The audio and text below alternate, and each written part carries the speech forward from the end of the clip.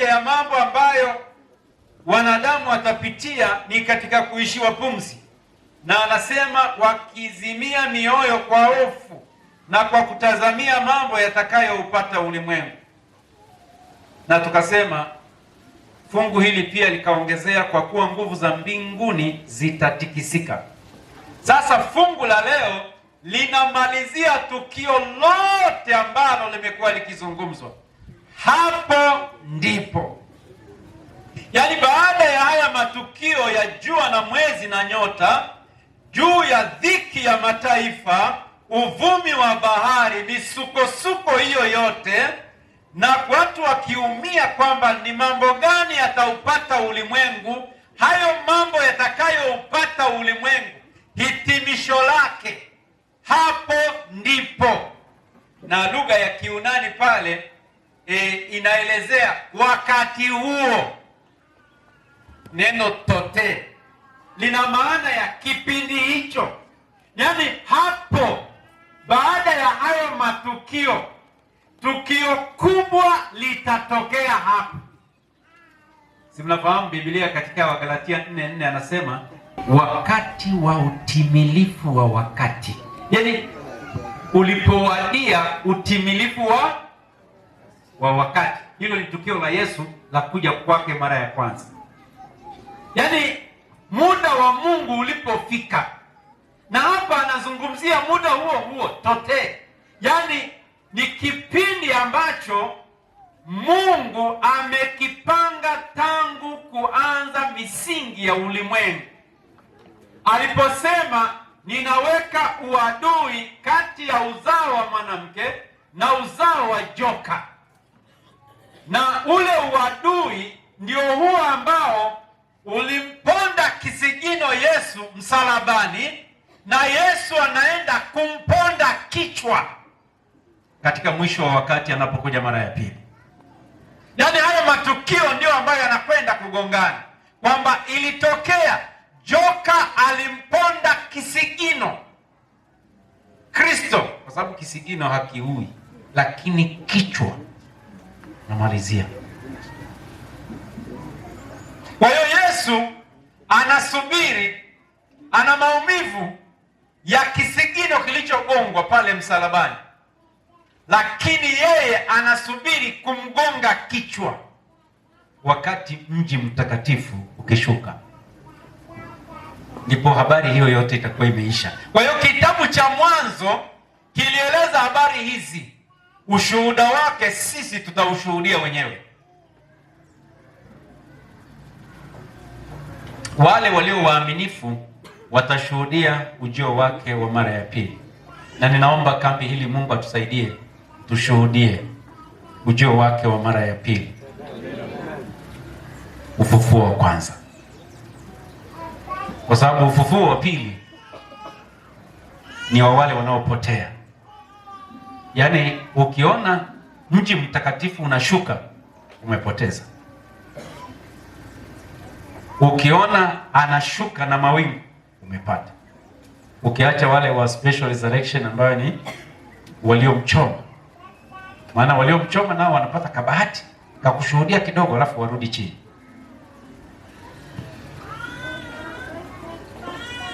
Sasa hapa anachozungumza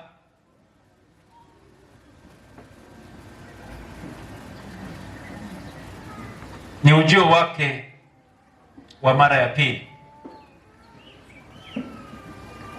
Noteni kielezi ambapo Kiswahili chake kimewekwa tu kwamba hapo ndipo, lakini unaweza ukasema wakati huo, kipindi hicho. Yaani wakati sasa hayo mambo yanapotokea, tunapozungumza wapendwa, ni kwamba katika kipindi hicho ambacho kuna mlolongo wa hayo matukio ya dhiki, vita, jua kutiwa mwezi, hayo matukio yataenda na mlolongo huo, dhiki ya mataifa na mambo makubwa yanayotokea hapo. Huo mlolongo hautakatika Yesu hajaja. Yaani huo mlolongo utakwenda kukatizwa kwa ujio wa Yesu mara ya pili.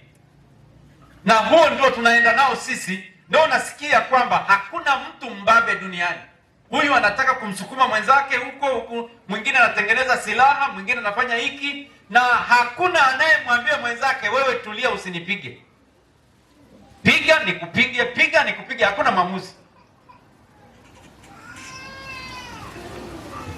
Juzi walienda wakakaa chini kwenye meza Iran na Marekani, wiki iliyopita, lakini jana sijui ni juzi, Marekani ameenda amepiga vituo 80 vya Iran ya kijeshi, na jamaa naye akalipiza kisasi. Hakuna naye mwambia mwenzake tumalize, maana wanakaa mezani. Wakikaa mezani, lengo walilonalo ni kumaliza vita, wakiondoka lengo ni kuendeleza. Yaani wanakaa chini Kagame na Kongo wanakaa chini mezani amani, wakitoka kwenye meza ya mazungumzo wanapanga jeshi, namna ya kuvizia. Ndio unajua kabisa kwamba huu ulimwengu hakuna mahali tutafika kwamba hapa ni mwisho wa hivi vitu. Yaani kwamba sasa hivi wanatengeneza silaha nzito kubwa. Si unajua tu kabisa kwamba kuna silaha iliwahi kupigwa, lile bomu la atomic kule Japan. Sisi tulioko hapa Lungwana na Tanzania hatuna historia ya hiyo kitu inavyofanya kazi, lakini ngoja niwaambie kwa kifupi. Hiyo silaha ni silaha maangamizi. Ikishushwa hapa tulipo sisi, hapa tulioko hapa, iliyotukuta tunayeyuka kama vumbi.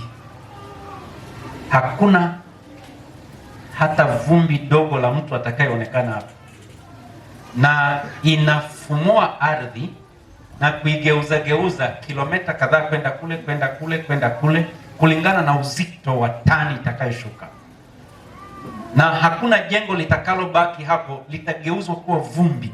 Kila kitu kitageuzwa kuwa vumbi.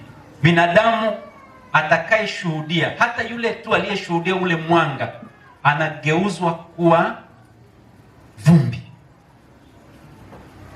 Hakuna kitakachoonekana. Ni hiyo atomic iliyoshushwa. Sasa hivi wametengeneza kubwa zaidi, na hakuna mtu anagusa mwenzake.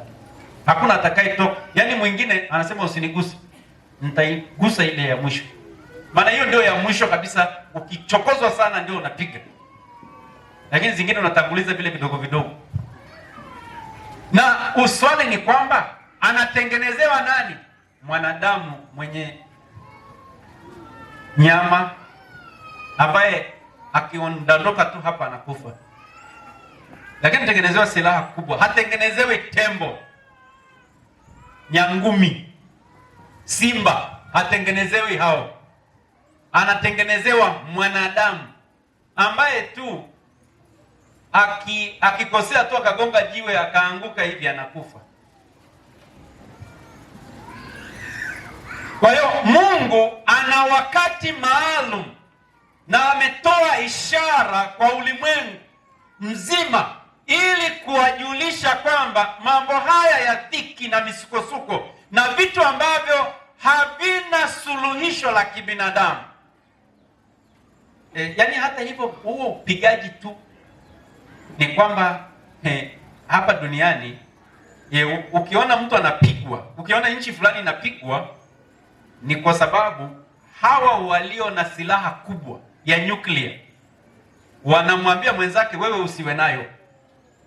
Maana sasa hivi Israeli na Marekani wameungana, wanasema Iran usitengeneze nyuklia. Wao na nyuklia kubwa, ile wanamwambia wewe usitengeneze. Yeye anasema kwa nini nisitengeneze? Nataka nitengeneze ili kwamba niwe na ushindani na ninyi. Ambia hapana, tutakupiga. Ndio vita hiyo. Yaani wewe, nakwambia wewe usiwe na mkuki, mimi ninao. Nikiona umeenda kununua na kuja kukupiga na saidiana tangu mwingine ili usiwe na mkuki. Sasa hasira inapanda kwa sababu yule mtu naye anasema hao wanataka kunikandamiza mimi ili niwe mnyonge wao. Kwa hiyo anatafuta namna yoyote, yuko tayari kutumia hela zake zote, yuko tayari kutengeneza hiyo silaha hata iwe chini ya itengenezwe uvunguni huko isionekane. Atafanya kila njia ili aitengeneze ashindane, na ndio vita vya kimataifa.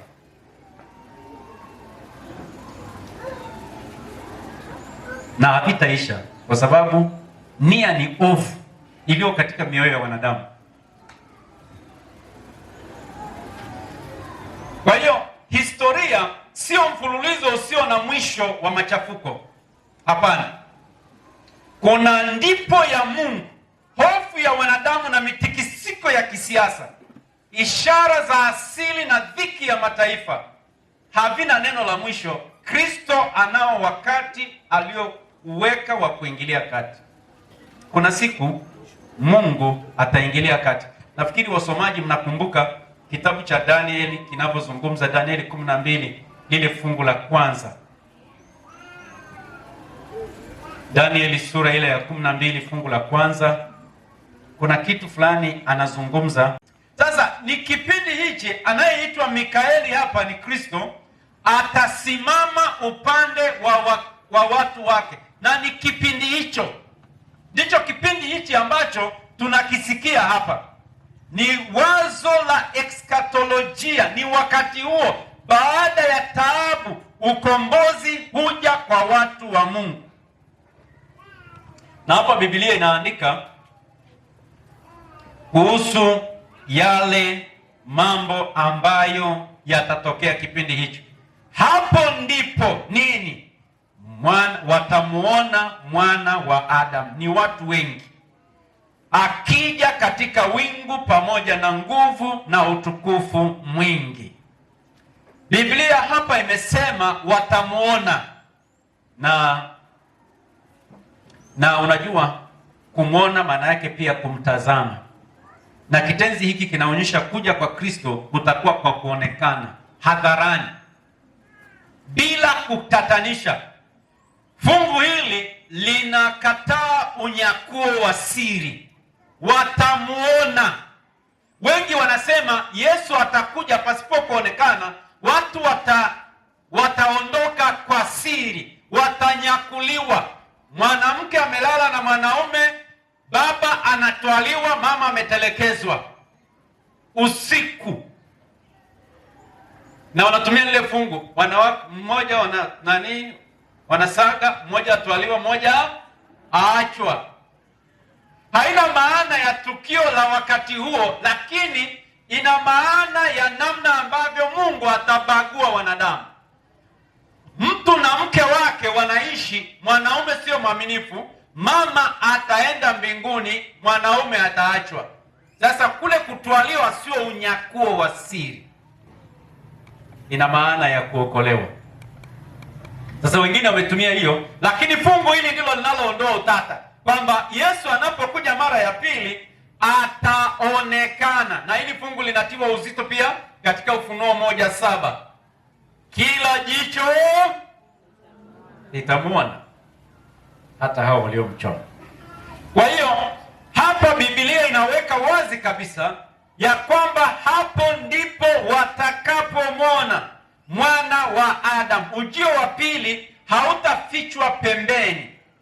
Ulimwengu ule uliomkataa Kristo utamuona akifunuliwa. Kanisa linaloteseka litamuona yeye ambaye limemtegemea. Na ndio maana katika kitabu cha Mathayo 24:30 anasema watamuona mwana wa Adamu akija juu ya mawingu. Ufunuo 1:7 kama nilivyosema, nasema tazama yuaja na mawingu, kila jicho litamuona. Haya ni mafungu ambayo yanaweka wazi ujio wa Yesu. Lakini Matendo 1:9-11, Yesu alipaa kwenda mbinguni, malaika walikuja wakasema mtamuona akija jinsi hiyo hiyo mkimwona akienda zake. Haya mafungu yanafutilia mbali wazo la unyakuo wa siri. Lakini Wathesalonike wa kwanza 4:16 na 17 wanasema Bwana mwenyewe atashuka, waumini watamlaki hewani, sio kwa siri. Parapanda itapigwa na watu watamwona, kengele itapigwa, kutakuwa na kelele na shangwe. Kwa hiyo hakuna siri, ni uwazi. watu wataondoka wakionekana. Kwa hiyo wazo la hili linaleta tu kwamba Yesu ataonekana, lakini hapa Yesu ametajwa kama nani? Mwana wa Adamu. Mwana wa Adamu, neno la Kiyunani pale yui anthropos ina maana ya mwana wa mtu. Sasa haya maneno yasikupotezee sana ramani, maana wengi wamefundisha katika mitandao, nawasikia Yesu ni mwana wa Adamu, kwa hiyo Yesu sio Mungu, ni mwana wa mtu, alizaliwa na vitu kama hivyo. Biblia inataja Yesu kama mwana wa Adamu. Biblia imetaja Yesu kama mwana wa Daudi. Biblia imetaja Yesu kama mwana wa Mungu. Biblia imemtaja Yesu kama Bwana. Biblia imemtaja Yesu kama Kristo. Biblia imemtaja Yesu kama Masihi. Hayo majina yote yanasisitiza sifa ya Yesu. Hii yanayosema mwana wa Adamu, ambayo pia tunaiona katika kitabu cha Danieli sura ya 7 fungu la 13, na hiyo nafikiri niisome. Danieli 7 fungu lile la 13, anasema hivi: nikaona katika njozi za usiku, tazama, mmoja aliye mfano wa mwanadamu akaja pamoja na mawingu ya mbingu, akamkaribia huyo mzee wa siku, wakamleta karibu naye. Naye akapewa mamlaka na utukufu na ufalme, ili watu wa kabila zote na taifa zote na lugha zote wamtumikie. Mamlaka yake ni mamlaka ya milele ambayo hayatapita kamwe, na ufalme wake ni ufalme usioweza kuangamizwa. Na nafikiri tuliimba hiyo, atakuja na utukufu mwingi. Ndio wimbo tulikuwa tukiwimba hapa, atakuja na utukufu mwingi. Na hapa anasema huyu amekuja mfano wa mwanadamu, mmoja mfano wa mwanadamu. Na Biblia hapa Yesu mwenyewe anajitaja, anasema watakapomwona, yeye mwenyewe anajitambulisha watakapomwona mwana wa Adamu, mwana wa mtu akija katika mawingu. Sasa anaposema mwana wa mtu, ana maana ya kwamba ana asili ya ubinadamu. Yeye ana asili ya mwanadamu. Anaposema ni mwana wa Mungu, ana maana, anasisitiza ana asili ya uungu. Na sasa wengi wanajichanganya hapo, kwa sababu anaona Yesu anasema yeye ni mwana wa Adamu, basi ni binadamu tu, sio Mungu. Nataka nikwambie, akili yako ina changamoto unaposema Yesu sio Mungu. Nenda kasome vizuri, kwa sababu Yesu ana asili mbili. Asili ya kwanza ni ya uungu, na hiyo asili alikuwa nayo. Ndio maana Biblia inaandika katika kitabu cha Yohana, hapo mwanzo kulikuwa naye neno alikuwa naye neno alikuwa Mungu. Na fungu la 14 hiyo Injili ya Yohana sura ya 1 anasema huyo neno alifanyika mwili akakaa kwetu. Huyo aliyeitwa Mungu. Yaani Biblia inaweka wazi kabisa kwamba Yesu alikuwa Mungu. Haisemi Yesu ni Mungu, alikuwa. Ndio maana katika Yohana 8:58 pia anasema kabla ya Ibrahimu kuwepo nilikuwepo mimi. Ndio wakachukua mawe wakaanza kumpiga mawe, kwa sababu ametangaza kabisa yeye Yesu alikuwepo kabla ya Ibrahimu. Maana walimuuliza, wewe kijana wa miaka 50 tu juzi, hata miaka 50 hujafika, unasema eti unamfahamu Ibrahimu? Ndio akawaambia kabla ya Ibrahimu nilikuwepo. Wakachukua mawe wakaanza kumrushia, lakini alijitambulisha kama Mungu. Kwa hiyo hapa Yesu anataja asili yake ya ubinadamu ambayo aliipokea alipokuja ulimwenguni, akazaliwa kama mwanadamu. Na kwa sababu hiyo watu wengi wanakosea hilo. Na anaposema yeye ni mwana wa Daudi, anasisitiza kwamba ni yule aliyetabiriwa katika maandiko.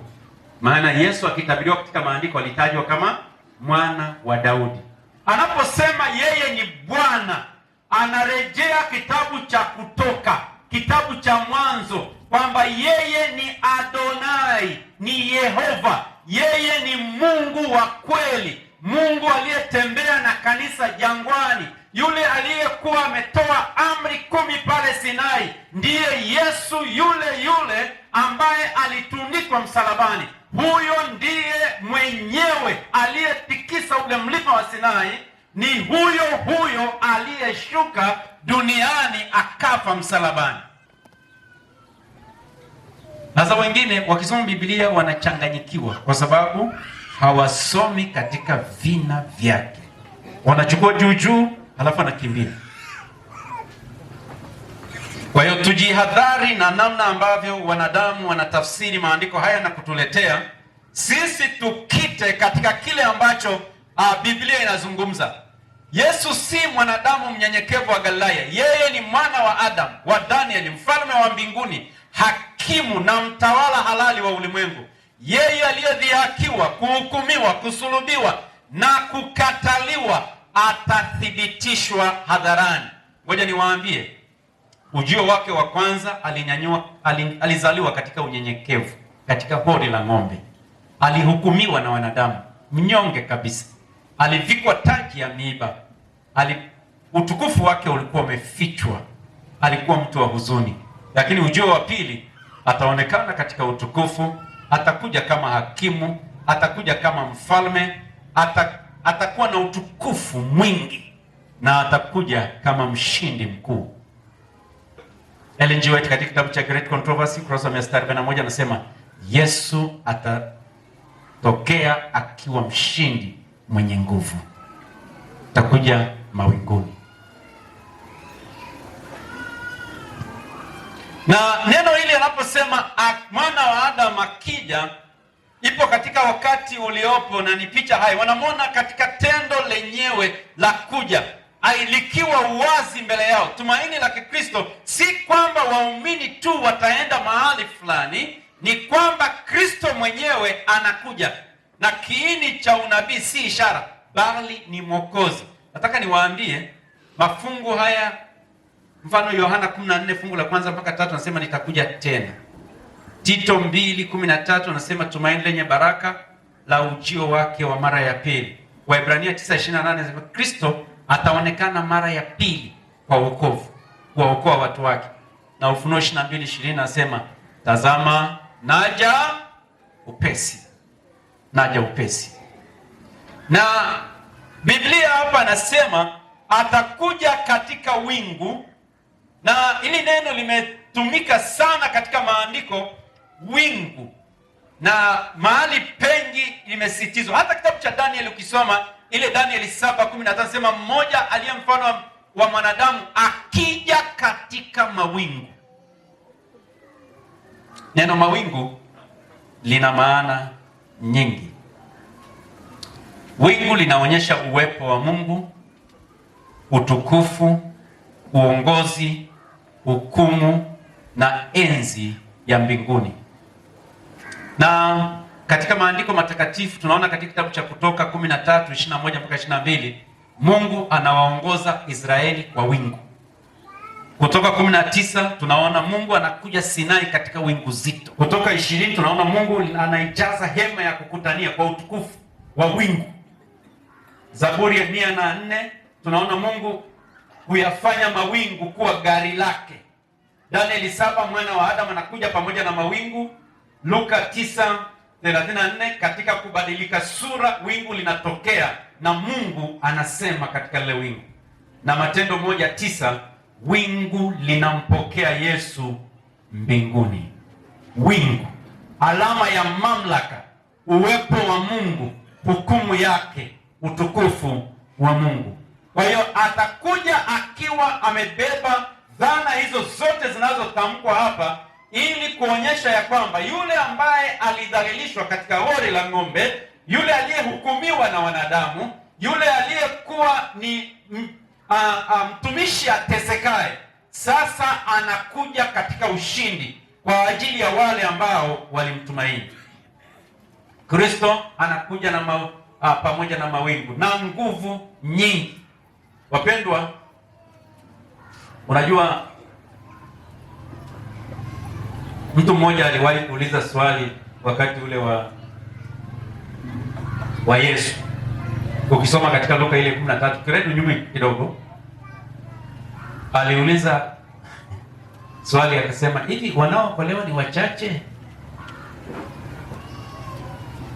Lilijibiwaje hilo swali? Luka 13:23 na 24. Atakapokuja huyo Yesu, je, ataokoa wachache au wengi? Sasa huyo mtu anasema, mtu mmoja akamuuliza, je, Bwana, watu wanaookolewa ni wachache? Akawaambia, jitahidini kuingia katika mlango ulio mwembamba, kwa maana nawaambia ya kwamba wengi watataka kuingia wasiweze. Sijui kama nijibu hilo swali sasa. Yesu hakusema wachache, alisema tu wengi watataka wasiweze. Sasa ngoja nikusomee kidogo jinsi ambavyo Ellen G. White anajaribu kueleza tukio hili katika wakati wetu. Anasema, unisikilize vizuri, kama unaka usingizi kaache saa hizi. Katika Shuhuda kwa Kanisa, gombo la kwanza, ukurasa 466, anasema karibu wote wanaokiri kuamini ukweli wa sasa hawako tayari kupokea mvua ya masika. Ina maana kwamba hawako tayari kupokea Roho Mtakatifu na hawako tayari kuokolewa. Karibu wengi, karibu wote. Na sehemu nyingine akaandika akisema, kilio kikuu kitakuja na kupita, mvua ya masika itanyesha na wengi wa watu hawatajua chochote kuhusu hili. Gombo la 6 ukurasa 126 anasema, leo sehemu kubwa ya wale wanaoamini, walio waumini wetu, ni wafu katika dhambi na makosa. Maana yake hawako tayari kuokolewa siku ya mwisho. Katika kitabu kile cha pili, Shuhuda wa Kanisa, anasema, toka kwa kile nilichoonyeshwa mimi, idadi ndogo ya wale wanaokiri, idadi kubwa ndogo. Sehemu nyingine anasema kuna makanisa hayakuweza kuingiza hata mmoja makao ya amani, hayakuweza.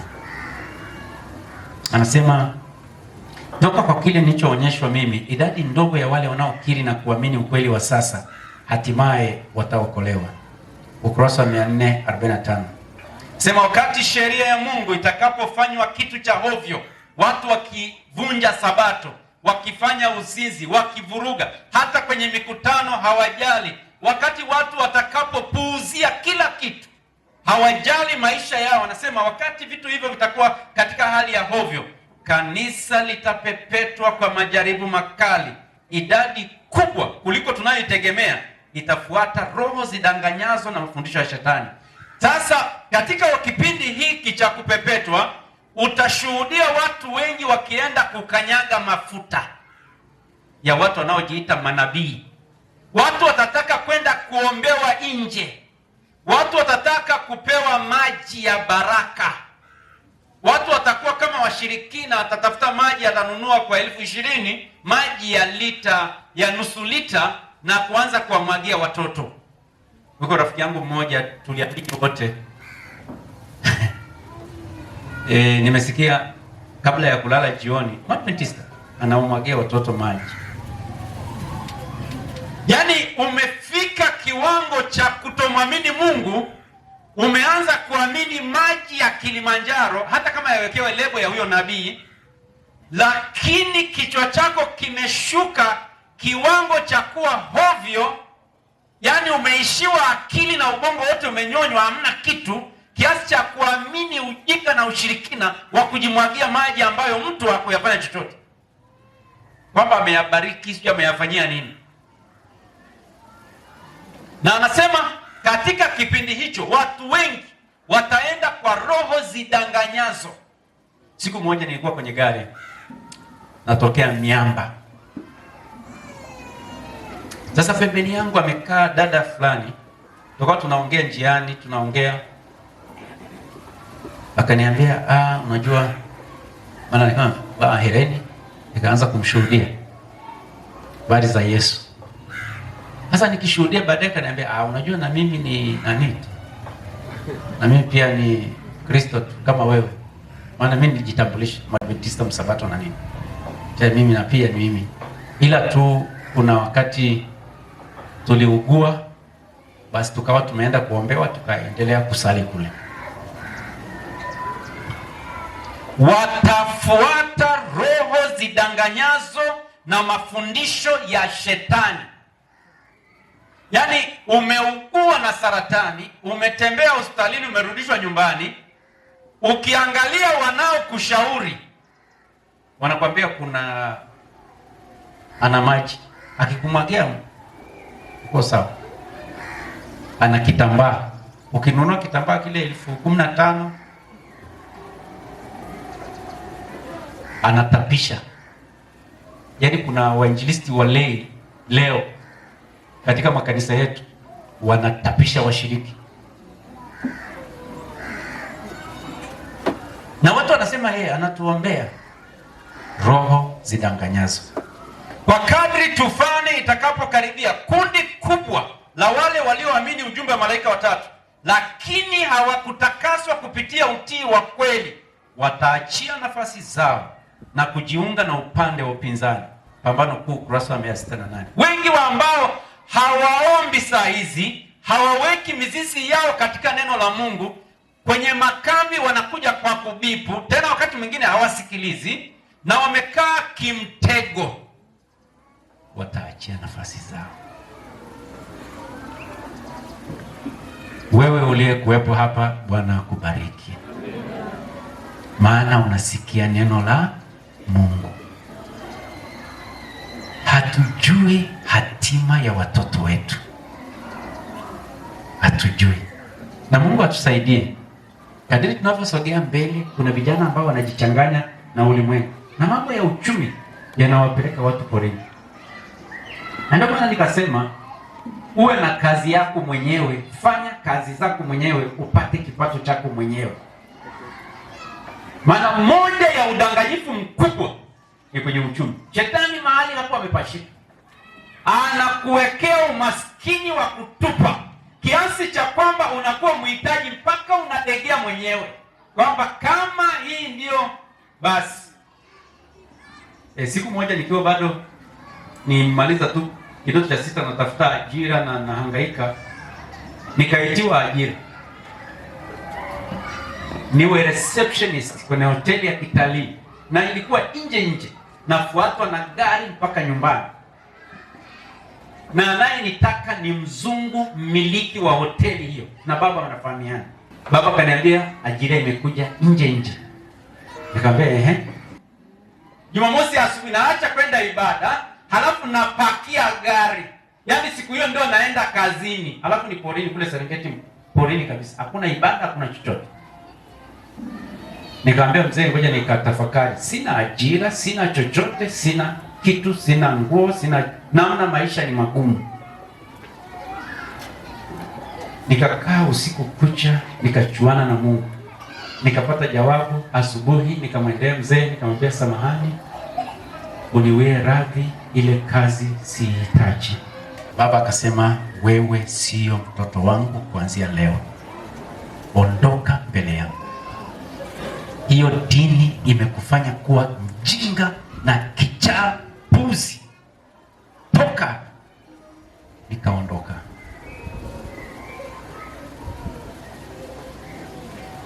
Wako vijana wakisikia adui amewakaba katika hiyo kona, kwamba hakuna kitu cha kushika na iliyo mbele ni hiyo ambayo haimtukuzi Mungu, anaabudu, hana njia nyingine. Kijana ulioko hapa, simama imara. Mungu atakufungulia mlango mwingine. Sijafa. Nilikataa hizo ajira zote, sijafa na njaa, sikupata hiyo shida, na nataka nikutie moyo. Ndipo Mungu alifungua milango mingi katika maisha yangu, ambayo hata haikutokana na kitu kingine chochote. Bwana hakuniacha nikawa mhitaji wa kutupwa. maana nilimlilia. Hakuna mwanadamu ambaye Mungu atamwacha asimpe chakula. Kama anaweza kulisha ndege mamilioni na mabilioni duniani, ndege wanakula, wanaishi, wanachezea maji na chakula, hakuna anayeanguka kwa njaa. Tembo wanakula bure kabisa, hawalipi kodi, hawana chochote. Na wanyama porini wote Mungu anawamiliki, anawalisha wote bure. Mimi naangukaje mbele zake na njaa na namtumikia? Hakuna. Ni akili zetu tu. Hakuna. Kama Mungu analisha, tena hata hapati faida yoyote kwa tembo. Yaani wanatembea tu, wanakula bure tu huko, wanatembea tu. Na anawatibu. Maana unafikiri hawa hawaugui? Wanaugua, lakini Bwana anawatibu bure. Wanakuwa tu huko, wanaishi tu vizuri. Na wana afya, wamenenepa kabisa.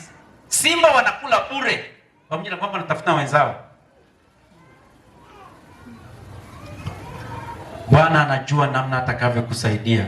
Wewe simama upande wake. Sasa ningeweza kuendelea zaidi na hizi dondoo. Ziko kama 13, lakini hatari yake kubwa ambayo ninaiona hapa ni kwamba wengi wanaamini tu Bwana atafanya anachofanya. Hapana. Bwana anaangalia uaminifu wetu na msimamo wetu pamoja naye. Mahusiano yetu ni ya muhimu na yeye. Katika kipindi hiki ndipo mnakumbuka jana nilisoma ile dondoo inayosema kama tunataka kuwa watakatifu sasa, lazima tuanze zoezi hilo leo. Tulisoma ile Adventist Home ukurasa wa 16. Anasema ikiwa mnataka kuwa watakatifu mbinguni, lazima kwanza muwe watakatifu duniani. Sifa za tabia mnazozikuza katika maisha haya hazitabadilishwa na kifo wala ufufuo. Mtatoka makaburini mkiwa na mwenendo ule ule mlioonyesha nyumbani. Kama wewe ni mpigaji nyumbani, kama wewe una kimada nyumbani, utafufuka hivyo hivyo na hali ya ukimada kama kifo kitakutokea. Kama si mwaminifu katika matoleo, si mwaminifu katika kazi ya Mungu, na unaishi vivi hivi, haumtumikii Mungu, wewe ni mtu tu wa hivi hivi, unaishi kama tu wa kawaida, hakuna kitu kitatokea cha muujiza. Yesu abadili tabia wakati wa kuja kwake. Kazi ya mabadiliko lazima ifanyike sasa. Maisha yetu ya kila siku yanaamua hatima. Mtindo tunaoishi wa sasa, kama ni wa ibada, kama ni wa uaminifu na mahusiano na Mungu, utaenda kuamua maisha ya milele. Mtindo kama tunaoishi ni wa uzembe, wa kuishi katika dhambi na uovu, na hatubadilishi hiyo na tukaishi nao, mwisho wake ni kupotea. Hata kama tutakuwa tunakaa kanisani na majina yetu yako hapa. In fact, kuna andiko moja hapa Ellen G. White aliwahi kuandika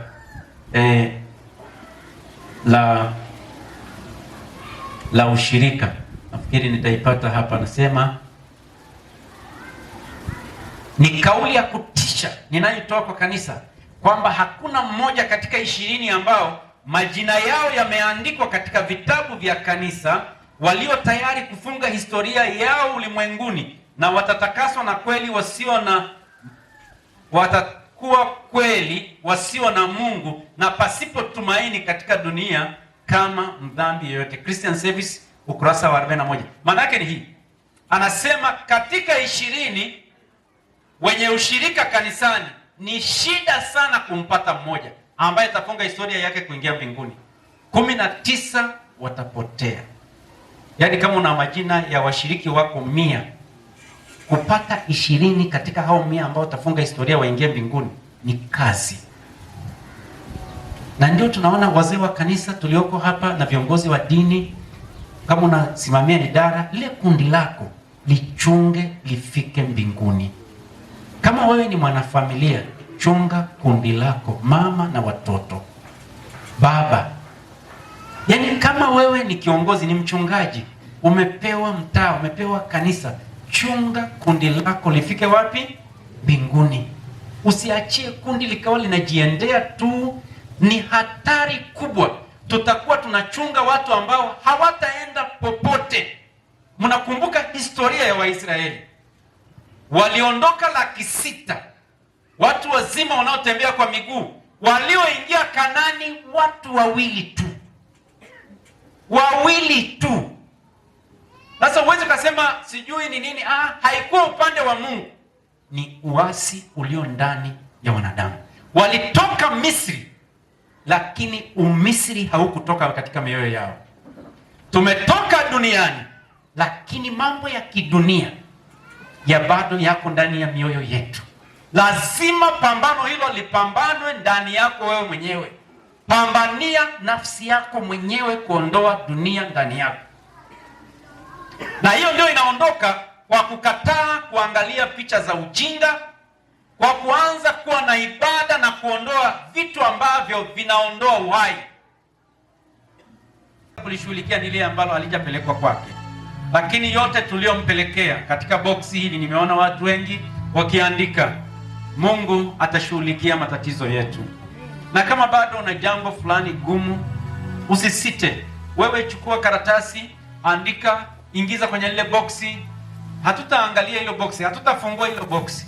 Na tutakapomaliza maombi haya, tutaenda kulichoma. Hakuna atakayelisoma bila mchungaji, bila nani. Hakuna yeyote atasoma mambo haya katika boksi. Tutakachofanya ni tunamfungulia Mungu ukurasa wa makilio chetu na kumwambia Mungu, hiki ni kilio changu. Sina kingine ninachoweza kufanya kwa jambo hili. Ninakupa wewe uingilie kati. Mungu atasikia kilio chako na Mungu atajibu. Anajua namna atakavyokuokoa, maadamu tu umepeleka lile jambo mbele zake. Bwana awabariki sana. Mchana wa leo, je, kuna mtu ambaye alitoa maisha yake kwa Yesu kwa ajili ya ubatizo? Hilo sitaacha kulisema, maana ninajua wako wengi ambao wangetamani kupata nafasi hiyo. Kama ulikuwa hujabatizwa lakini unatamani kubatizwa, njoo hapa. Kama ulibatizwa ushirika wako ukapotea, wewe sogea hapa pia. Mchungaji yuko hapa, atakushika mkono na utaandaliwa ubatizo. Ubatizo huenda ukawa siku ya kesho. Tunatamani tumalize ubatizo siku ya Ijumaa, na tunatamani kusikia wewe umepeleka jambo lako. Ikiwa ni mambo ambayo hayajazungumzwa katika baraza, sasa ukitoka ndio itaenda kuzungumzwa. Huenda wewe hukujitoa. Njoo hapa. Mungu akubariki sana binti. Mungu awabariki vijana. Je, kuna mtu mwingine? Hata kama jambo lako halijawekwa sawa, lakini mabaraza yanaweza kukaa. Hata leo mchana yatakaa kujadili jambo lako. Hata kesho asubuhi. Lakini wewe jitoe. Ndipo utachochea wachungaji walizungumze. Pastor yuko hapa wa mtaa, ataona namna atakavyokaa na baraza la kanisa lako, kama ni jambo la kutengeneza katika baraza. Lakini kama ni kijana wa darasa la ubatizo, hukutoa maisha yako kwa Yesu juma hili, hii ni nafasi yako ya kukutana na Bwana wako ambaye ataokoa maisha yako. Mungu akubariki sana. Wapendwa, niseme niwashukuru sana kwa jinsi mnavyoonyesha kicho mbele za Mungu, hata kumtolea katika sadaka na jinsi ambavyo tunaabudu katika eneo hili. Mungu awabariki sana. Ninaona uamsho mkubwa ukitokea katika kambi hili. Ninaona Bwana akiingilia kati katika maisha yetu. Ninaona Bwana akienda kujibu maombi mazito tuliyoyaomba hapa. Usisite kumpelekea Bwana hitaji lako. Usisite kwamba hili limeenda nje ya uwezo. Hakuna nje ya uwezo. Hata Yesu, watu walidhani kwamba kifo cha Lazaro kilikuwa kimeenda nje ya uwezo. Naomba kama ungalikuwepo asingalikufa. Lakini nakwambia mimi ndimi huo ufufuo na uzima. Mwenye ufufuo na uzima yupo katika kambi hili akitembelea kila mmoja wetu na hitaji lake. Hitaji lako halijaenda nje ya uwezo wa Yesu. Ana uwezo wa kufanya chochote. Kama ni ndoa, kama ni uchumi, kama ni magonjwa, kama ni jambo lolote lile, Yesu ana uwezo. Hata kama huna mtoto, Yesu anaweza kujibu ombi lako ukapakata mtoto wako. Mungu na awabariki sana.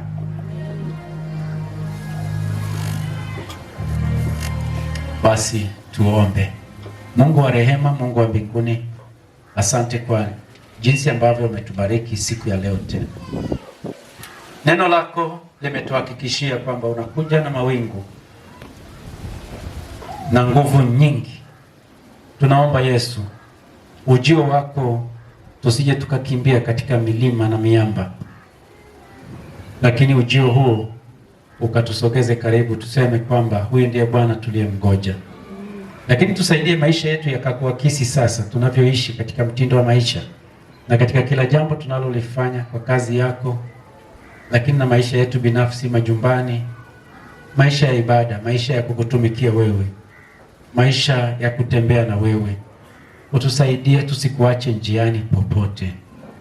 Mungu, wewe ni mwaminifu. Katika watu tuliosimama katika kambi hili, asiwepo hata mmoja atakayepotea. Haya maneno tumeyasikia kwamba kuna makanisa ambayo hayakuweza kuokoa hata mmoja. Baba, asiwe mimi au asiwe yule. Naomba utusaidie tuwe waaminifu kusimama mbele zako, na ikiwa katika akili zetu kuna kaupungufu fulani katika kujitoa kwetu, tujazie na kuongezea imani. Baba wa rehema, ninauweka mkutano huu wote mikononi mwako. Katika unyonge wa kila mmoja, jaza imani yako. Katika unyonge na udhaifu wa kila mmoja wetu, tuongezee nguvu ya kutembea mbele. Ikiwa kuna mmoja alikuwa amekata tamaa, nataka kuliacha kanisa, Baba nakuomba siku ya leo itoshe kusogea mbele zako na kusema, Yesu nisaidie tena katika mwendo uliobaki. Baba wa mbinguni, wako vijana waliojitoa hapa mbele, wabariki. Utia muhuri maamuzi walioyafanya. Wasaidie kusimama hadi siku ya mwisho. Wabatize kwa ubatizo wa Roho wako Mtakatifu. Lakini pia na sisi ambao tunaendelea kuhudhuria, neema yako ikatembee na kila mmoja wetu. Mchana wa leo tunajiweka wakfu kwako upya tena, tukiomba Roho wako Mtakatifu akatembee na kila mmoja wetu, akatupatia ushindi katika kila kitu, kwa utukufu wa milele hadi siku ninaporudi mara ya pili, kwa jina la Yesu, amina.